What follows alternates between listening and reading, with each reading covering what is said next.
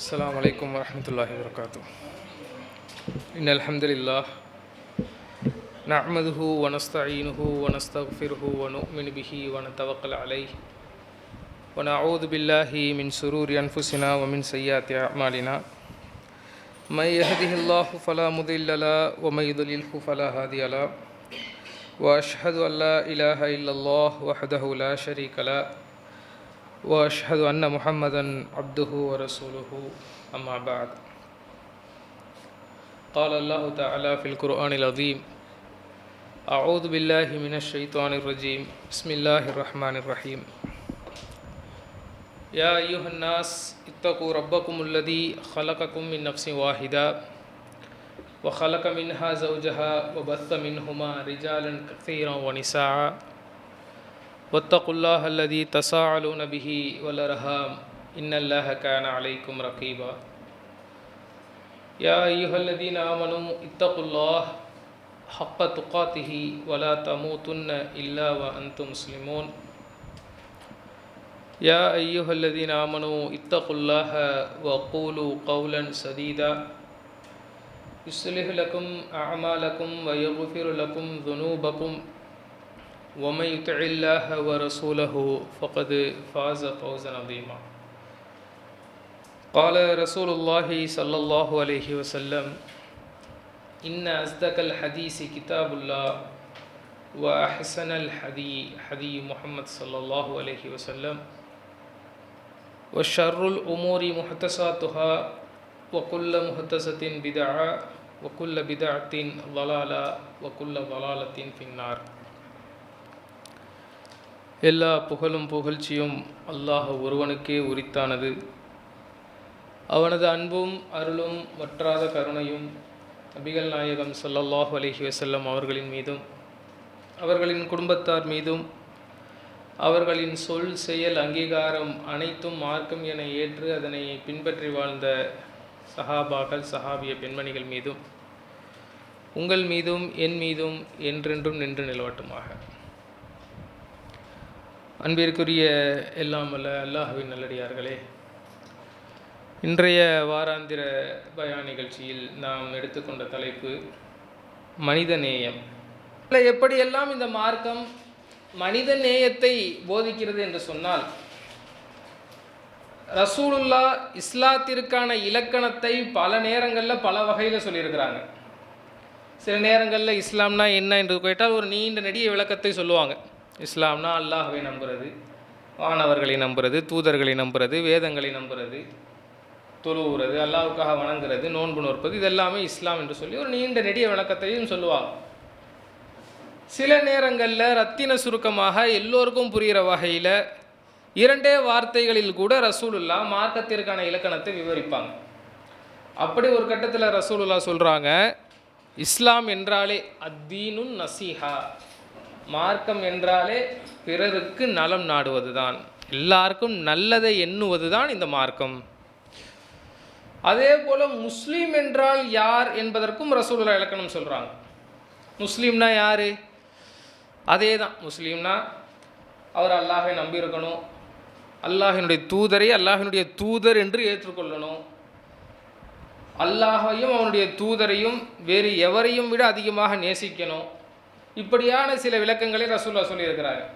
அப்படி சில நேரங்களில் ரசூலுல்லாஹ் சொல்லும்போது ஒரு முஸ்லீம் என்றால் யார் அப்படின்னு சொல்லும்போது, எவருடைய நாவாலும் கரத்தாலும் பிற மக்கள் பாதிப்பு அடையவில்லையோ அவர்தான் உண்மையான முஸ்லீம்னு சொல்கிறான். ஒரு முஸ்லீமால் பிறருக்கு எந்த தீங்கும் ஏற்பட்டக்கூடாது, மனசால், சொல்லால், செயலால், எந்த வகையிலேயும் பிற மனிதர் ஒரு முஸ்லீமால் பாதிப்படைஞ்சிடக்கூடாது. அப்படி யாரால் பாதிப்பு அடையாமல் இருக்கிறாரோ அவர்தான் உண்மையான முஸ்லீம். இன்னொரு கட்டத்தில் சொல்கிறாங்க, ஈமானோடு தொடர்பு படுத்திதான் ரசூலுல்லாஹ் சொல்கிறாங்க எல்லா செய்திகளையும்.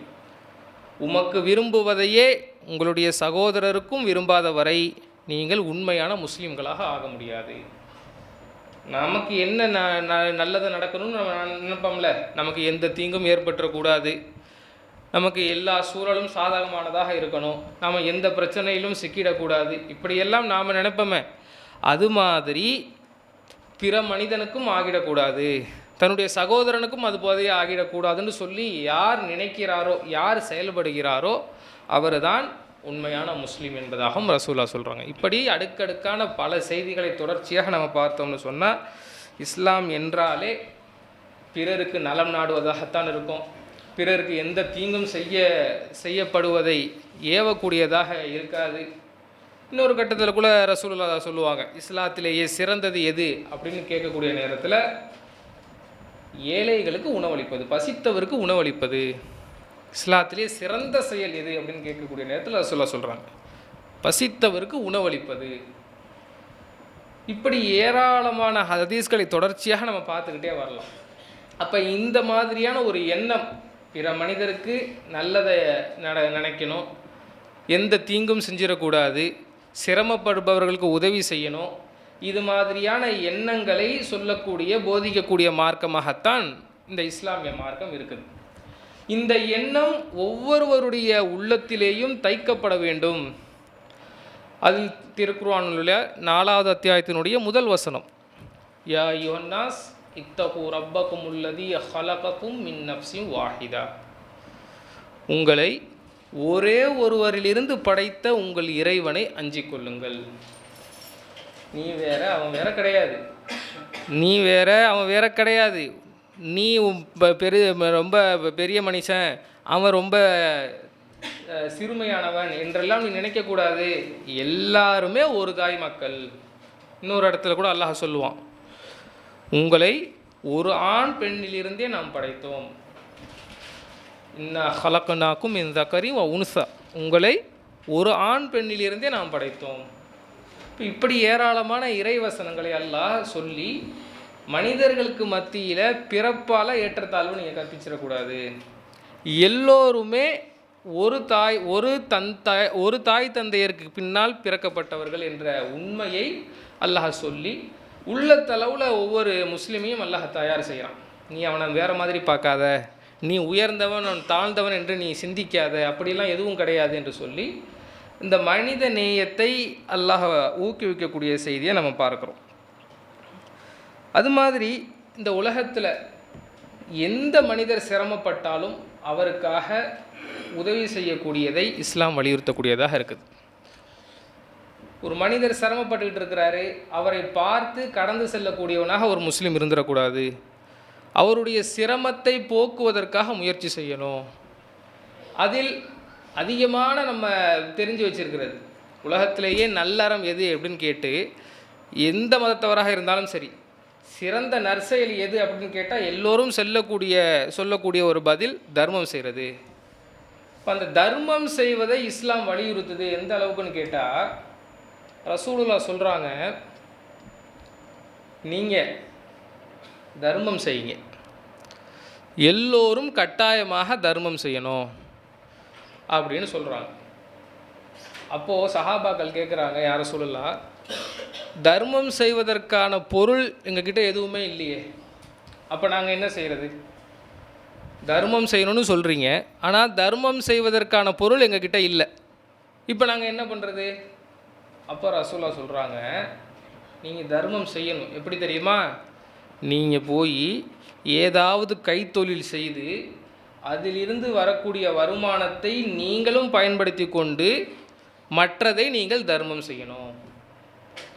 உழைச்சி சம்பாரித்து தர்மம் செய்யணும்னு மார்க்கம் வலியுறுத்துது. ஏழைகளுக்கு உதவி செய்யணும். யா ரசூலுல்லாஹ், எங்களுக்கு அதுக்கு முடியலையே, அப்படியும் எங்கள்கிட்ட பொருளாதாரம் கிடைக்கல, உழைத்து எங்களுடைய தேவை போக மீதி தர்மம் செய்வதற்கான பொருள் எங்களுக்கு கிடைக்கல, இப்போ நாங்கள் என்ன செய்கிறது? தேவையுடையவர்களுக்கு, சிரமப்படுபவர்களுக்கு போய் உதவி செய்யுங்க. கஷ்டப்பட்டுக்கிட்டு இருக்கிறாங்க இல்லையா, ஏதோ ஒரு தேவையை நிறைவு செய்வதற்காக கஷ்டப்பட்டுக்கிட்டு இருக்கிறாங்க, அவருடைய கஷ்டத்தை போக்குவதற்கு நீங்கள் முயற்சி செய்யுங்கள், அதுவும் தர்மம். அதுக்கும் முடியல யா ரசூலுல்லாஹ், அப்போ என்ன செய்ய? நன்மையை ஏவி தீமையை விட்டு தவிர்த்து கொள்ளுங்கள், இதுதான் அதுவும் தர்மம் என்பதாக சொல்கிறோம். அப்போது தர்மம் செய்வது தான் மிகப்பெரிய நற்செயல் என்று உலக மக்கள் அனைவரும் அறிஞ்சு வச்சுருக்கிறாங்க.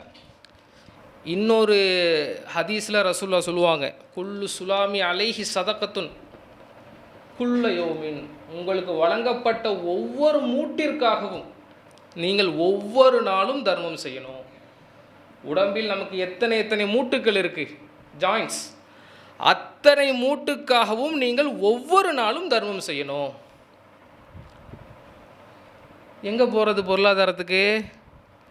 ஒவ்வொரு நாளும். ரமலான் வந்துட்டால் நம்ம ஏதாவது நம்மளால் முடிஞ்சதை தர்மம் செய்கிறோம். ஏனைய மாதங்களில் ரமலான் அளவிற்கு தர்மம் செய்கிறோமான்னு பார்த்தா இருக்காது. ஆனால் ரசூல் என்ன சொல்கிறாங்க? ஒவ்வொரு நாளும் தர்மம் செய்யணும். உங்களுக்கு வழங்கப்பட்ட ஒவ்வொரு மூட்டிற்காகவும் ஒவ்வொரு நாளும் தர்மம் செய்யணும்.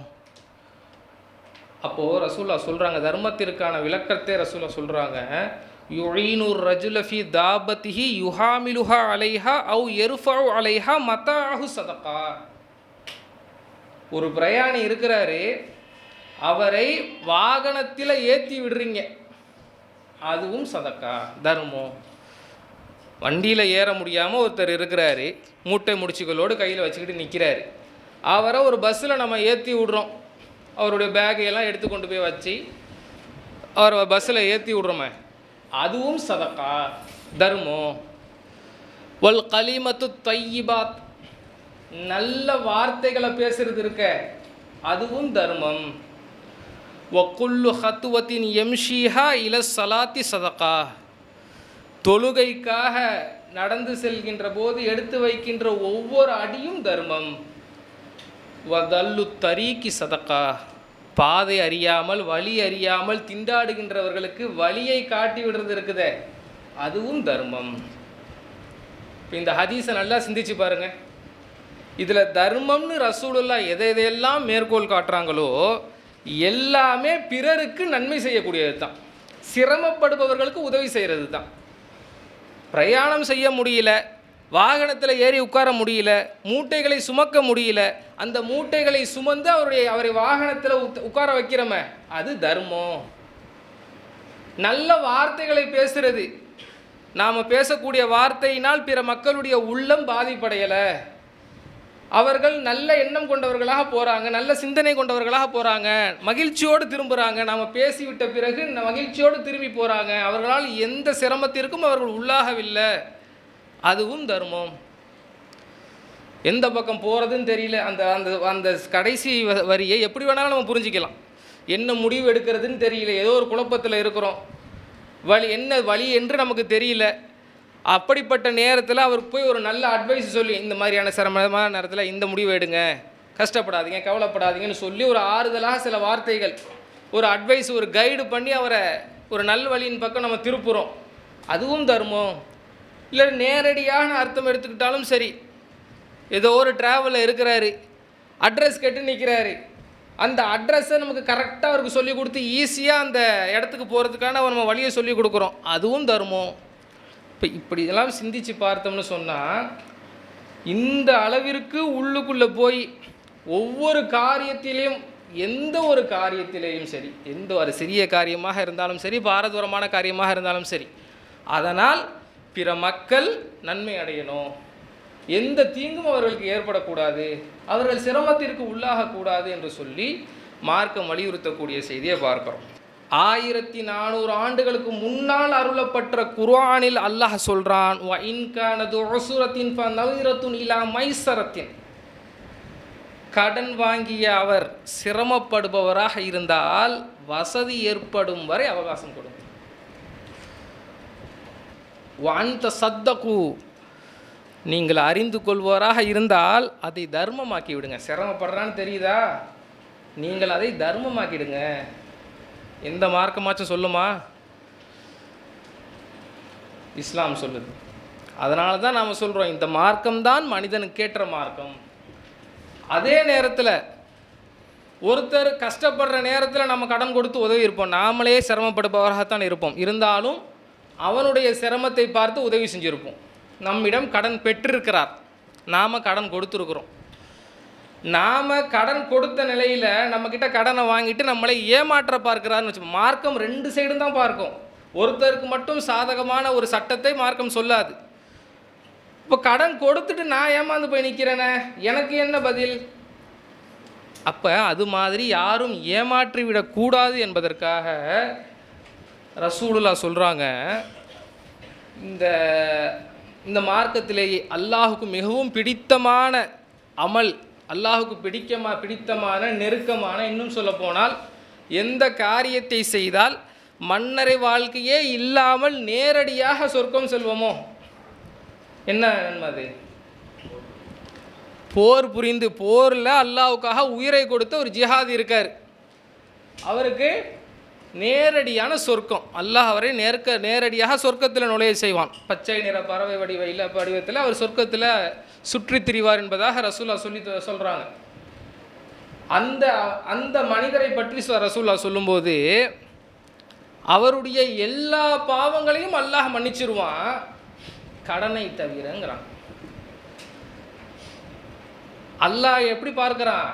நீ எனக்காக உயிரை கொடுத்துட்டு வந்துட்ட, சிறந்த காரியத்தை நீ செஞ்சுட்டு வந்திருக்கிற, உனக்கும் எனக்கும் எந்த பிரச்சனையும் கிடையாது, நீ என்னை பொறுத்த ஒரே ஒரு சிறந்த அடிமை, சிறந்த அடியான்.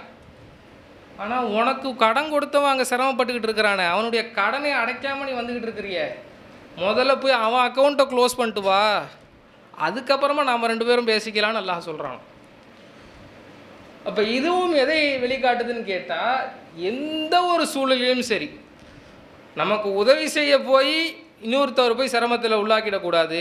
அதனால தான் ரசூலுல்லாஹ் என்ன செய்வாங்க, ஜனாசா தொழுகை வரும்போது ஒவ்வொரு ஜனாசா வரும்போது ரசூலுல்லாஹ் இந்த கேள்வியை கேட்பாங்க, இவருக்கு ஏதாச்சும் கடன் இருக்கா, இந்த கடனை நிவர்த்தி செய்வதற்கு இவர் ஏதாவது சொத்தை வச்சுட்டு போயிருக்காரா, அப்படி எதுவும் இல்லைன்னு சொன்னால் உங்கள் தோழருக்கு நீங்களே தொலை வச்சுருங்கன்னு சொல்லி ரசூலுல்லாஹ் தொலை வைக்காமல் போயிடுவாங்க. அந்த அளவிற்கு கடுமை காட்டியிருக்கிறாங்க. இப்போ கடன் கொடுத்தவருக்கும் மார்க்கம் நன்மையை போதிக்குது, நன்மையான வழியை காட்டுது, கடன் பெற்றவருக்கும் அதை திருப்பி செலுத்துவதற்கான சூழலை காட்டுது. இப்போ இந்த விஷயங்கள் எல்லாம் நமக்கு எதை எடுத்து காட்டுதுன்னு கேட்டால், எந்த ஒரு சூழலிலையும் இந்த மார்க்கம் பிற மக்களுக்கு சிரமத்தை ஏற்படுத்திடாதீங்க, உங்களால் எந்த ஒரு முஸ்லீமும் எந்த ஒரு மனிதரும் துன்பத்திற்கு உள்ளாகிடக்கூடாது என்பதைத்தான் சொல்லக்கூடியதை பார்க்குறோம். இன்னும் சொல்லப்போனால் ஆன்மீகவாதிகள்கிட்ட போய் என்ன செய்யணும் அப்படின்னு கேட்டால், ஒரு நல்ல ஆன்மீகவாதியாக இருக்கிறார், மத குருமாருன்னு வச்சுப்போமே, அவர் என்ன சொல்லுவார், கடவுளை நினை, வேறு எதை பற்றியும் கவலைப்படாத, எந்நேரமும் கடவுள் கடவுள் கடவுள்னு நீறி உனக்கு எந்த பிரச்சனையும் வராது அப்படின்னு சொல்லுவார். ஒரு நாத்திகவாதிகிட்ட போய் என்னப்பா செய்யணும் அப்படின்னு கேட்டால், கடவுளை மற, மனிதனை நினை அப்படின்னு சொல்லுவார். ஆன்மீகவாதிகள்கிட்ட போனால் மனுஷனை பற்றிலாம் நீ எதுவும் திங்க் பண்ண வேண்டியதில்லை, அவன்ற வேலையை பார்த்துட்டு போவான், நீ கடவுளுக்கு செய்ய வேண்டியதை செஞ்சுக்கிட்டுறி, கடவுளுக்கும் உனக்கும் எந்த பிரச்சனையும் இருக்கக்கூடாது, கடவுளை வணங்கு, கடவுளுக்கு செய்ய வேண்டிய பூஜை புனஸ்காரங்களை எல்லாம் செய், நீ நல்லவனாக இருப்ப. நாத்திகவாதிகிட்ட போனால் அப்படியே ஆப்போசிட்டாக பேசுவார், கடவுளே இல்லை, கடவுளை பற்றிலாம் நீ பேசாத, மனுஷனை பாரு, உன் பக்கத்து வீட்டில் இருக்கிறவனை பாரு இப்படின்னு சொல்லுவாங்க.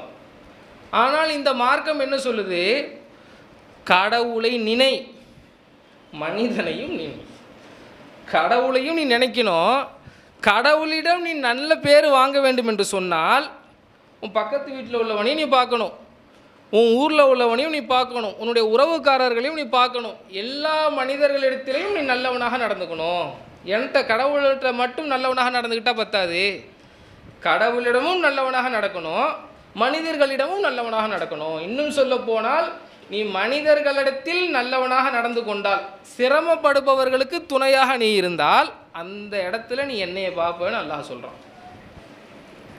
மறுமையில் நடக்கக்கூடிய நிகழ்வாக அல்லாஹின் தூதர் சொல்லி காட்டுறாங்க. மறுமை நாளில் அல்லாஹ் கேட்பானா, ஆதமின் மகனே, நான் உன்னிடத்துல நோய்வாய்ப்பட்டிருந்தேன், நீ என்னை நலம் விசாரிக்கவே வரலையே.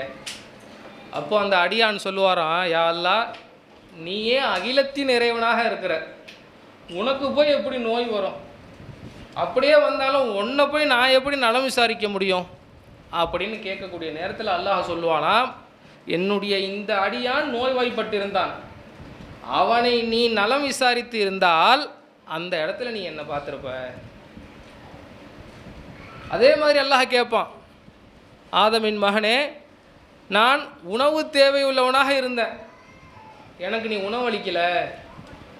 அப்போவும் அந்த அடியார் சொல்லுவார், யா அல்லாஹ் நீ அகிலத்தின் இறைவன், உனக்கு போய் நான் உணவளிக்கிறதா அப்படின்னு கேட்கக்கூடிய நேரத்தில் அல்லாஹ் சொல்லுவானா, என்னுடைய இந்த அடியான் பசியோடு இருந்தான், உணவு இல்லாமல் இருந்தான், அவனுக்கு நீ உணவளித்திருந்தால் அந்த இடத்துல நீ என்னையை பார்த்துருப்ப.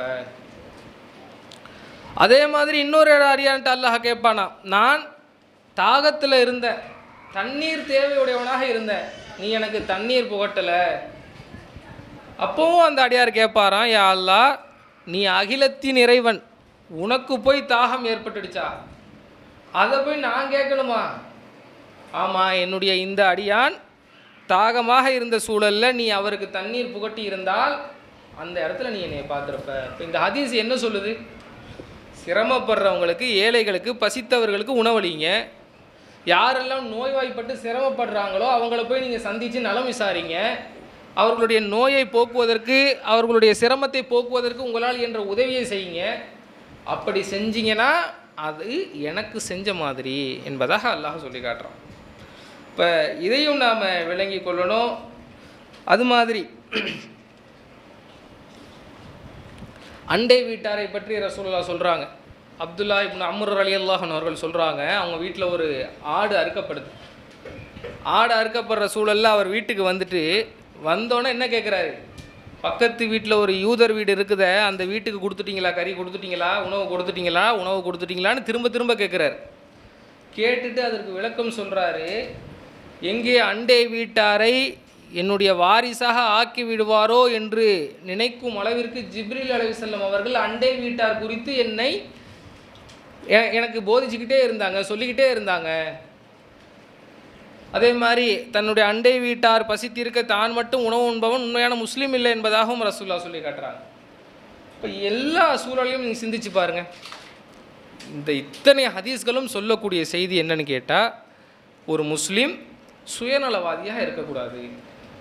சிரமப்படுறவங்களுக்கு உதவி செய்யணும், போக்கற்று நிற்கிறவங்களுக்கு போய் அவங்களுக்கு சரியான பாதையை நாம் சொல்லிக் கொடுக்கணும், ஏழைகளுக்கு உதவி செய்யணும், தர்மம் செய்யணும், உழைச்சி தர்மம் செய்யணும். இப்படியாக எல்லா சூழல்லையும் பிற மனிதர்களுக்கு உதவி செய்யக்கூடியதை, அவர்கள் மீது இரக்கம் காட்டக்கூடியதை, அது அவர்கள் மீது நேசம் காட்டக்கூடியதைத்தான் வலியுறுத்தக்கூடியதாக இருக்குது. இதை இன்னும் பிரத்யேகமாக தன்னுடைய இறுதி பேருரையில் ரசூலுல்லாஹ் சொல்கிறாங்க. அவர்கள் உரையாற்றிருக்கக்கூடிய அந்த மாதம் இஸ்லாத்தில் புனித மாதம் என்று சொல்லக்கூடிய துல்ஹஜ் மாதம். அவர்கள் பேசிகிட்டு இருக்கிற இடம் இஸ்லாத்தில் புனிதமாக பார்க்கக்கூடிய அரஃபா மைதானம். அவர்கள் பேசிகிட்டு இருக்கிற ஊர் முஸ்லீம்களுக்கு புனிதமாக கருதப்படக்கூடிய மக்கா. அந்த இடத்துல இருந்துக்கிட்டு ரசூலுல்லாஹ் சொல்கிறாங்க, இந்த நாள் எப்படி புனிதமானதோ, இந்த இடம் எப்படி புனிதமானதோ, இந்த ஊர் நகரம் எப்படி புனிதமானதோ, அதுபோல் ஒவ்வொரு மனிதரின் மானமும் உயிரும் புனிதமானது. அதற்கு உங்களால் எந்த தீங்கும் ஏற்பட்டுடக்கூடாது என்பதை வலியுறுத்திட்டு ரசூலுல்லாஹ் சொல்லியிருக்கிறாங்க. அதே மாதிரி இன்னொரு கட்டத்தில் ரசூலுல்லாஹ் சொல்கிறாங்க, ஈயாக்கும் வல்லன், ஆதாரம் இல்லாமல் பிறரை நீங்கள் சந்தேகப்படுவதை குறித்து உங்களை நான் எச்சரிக்கிறேன். இன்ன வன் அக்குதபுல் ஹதீஸ், அப்படி ஆதாரம் இல்லாமல் சந்தேகிப்பது பொய்க்கு தான் வழிகாட்டும் அப்படின்னு சொல்லிட்டு அடுத்தது ரசூலுல்லாஹ் சொல்கிறாங்க, வலா தஹஸ்ஸசு வலா தஜஸ்ஸசு வலா தனாஃபசு வலா தஹாசது வலா தபாகலு வலா ததாபரு. வருசலாக ரசூலுல்லாஹ் சொல்கிறாங்க, போட்டி போடாதீங்க, பொறாமைப்படாதீங்க, கோபப்படாதீங்க, பிணங்கி கொள்ளாதீர்கள். வகூனு இபாதல்லாஹி இஹ்வானா, சகோதரர்களாக, அல்லாஹ்வின் அடியார்களே சகோதரர்களாக இணங்கி விடுங்கள், சகோதரர்களாக ஆகிவிடுங்கள். இப்போ எல்லா மனிதரையும் நாம் ஒரு முஸ்லீம் தன்னுடைய சகோதரனாக பார்க்கணும். அவருக்கு அவனால் எந்த தீங்கும் ஏற்பட்டுடக்கூடாது. உள்ளத்தாலும் சொல்லாலும் செயலாலும் எந்த ஒரு சூழலிலேயும் ஒரு முஸ்லீமால் இன்னொரு மனிதருக்கு தீங்கு ஏற்பட்டுவிடக்கூடாது என்பதை போதிக்கக்கூடிய மார்க்கமாகத்தான் இந்த மார்க்கம் இருக்குது. இந்த மார்க்கம் இயற்கையிலேயே மனித நேயத்தை போதிக்கக்கூடிய மார்க்கம்.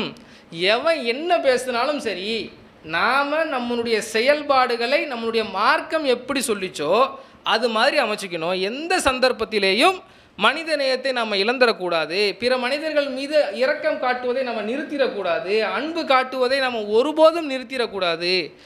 அப்படி நாம் தொடர்ச்சியாக நமக்கு நம்முடைய மார்க்கம் வழிகாட்டியதை செய்தோம் என்று சொன்ன எந்த ஒரு சூழலிலேயும் மார்க்கம் நமக்கு வழிகாட்டிய பிற மக்கள் மீது அன்பு காட்டுறது, இரக்கம் காட்டுறது, நேசத்தோடு பழகிறது என்ற இந்த இலக்கணங்களை தொடர்ச்சியாக பின்பற்றி நம்முடைய செயல்பாடுகளின் மூலமாக பிற மக்களை ஈர்க்கக்கூடிய வகையில் நாம் நடந்து கொள்ளணும். அப்படி நடந்து கொள்ளக்கூடிய நன்மக்களாக அல்லாஹ் உங்களையும் என்னையும் ஆக்கி அருள்வானாக என்று பிரார்த்தித்து எனது இந்த உரையினை நிறைவு செய்கிறேன். வாஹிர் தாவான் அல்ஹம்துலில்லாஹி ரப்பில் ஆலமீன். அஸ்ஸலாமு அலைக்கும் வரஹ்மத்துல்லாஹி வபரகாத்துஹு.